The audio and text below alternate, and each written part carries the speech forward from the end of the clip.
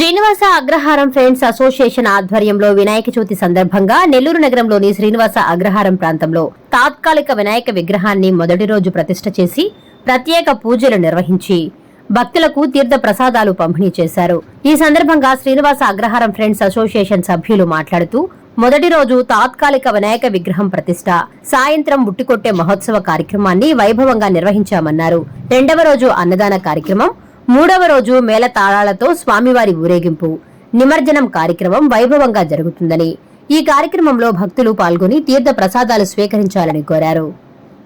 ఈ శ్రీనివాస అగ్రహారంలో గత 40 సంవత్సరాల నుంచి సంవత్సరానికి అంచెలంచెలుగా ఎంతో గొప్పగా చేసుకుంటున్నాము. మా బొమ్మ దగ్గరికి వచ్చిన ప్రతి భక్తుడికి ఇక్కడే కొబ్బరికాయ, ఒక శాలువా ఇచ్చి ఒక గుడికి వెళ్ళినా ఒక సానుభూతి కలుగుతుంది. మా బొమ్మ దగ్గరికి వచ్చిన వాళ్ళకి ఈరోజు సాయంత్రం 7 గంటలకి ఉట్టి మహోత్సవము, రేపు కనీసం 2000 మందికి భోజనాలు, ఎల్లుండి తెనాలి నాసిక్ బ్యాండు, తప్పెట్లు ఊరేగింపు, భారీ ఊరేగింపుతో ఈ విగ్రహాన్ని నిమజ్జనం చేయడం జరుగుతుంది.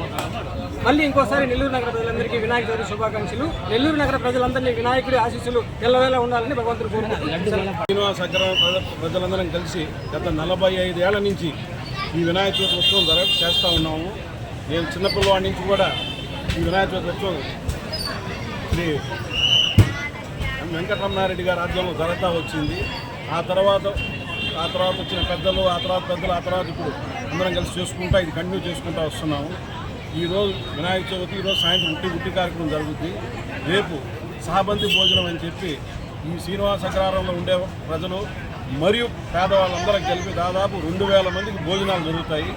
తర్వాత సోమవారం రోజున భారీ ఊరేగింపు కూడా జరుగుతుంది. కావున ప్రజలందరూ వచ్చి ఈ శ్రీనివాస అగ్రహారం స్వామిని దర్శించుకొని స్వామివారి ఆశీర్వాదాలు పొంది అందరికి మంచి జరగాలని కోరుకుంటూ సెలవు.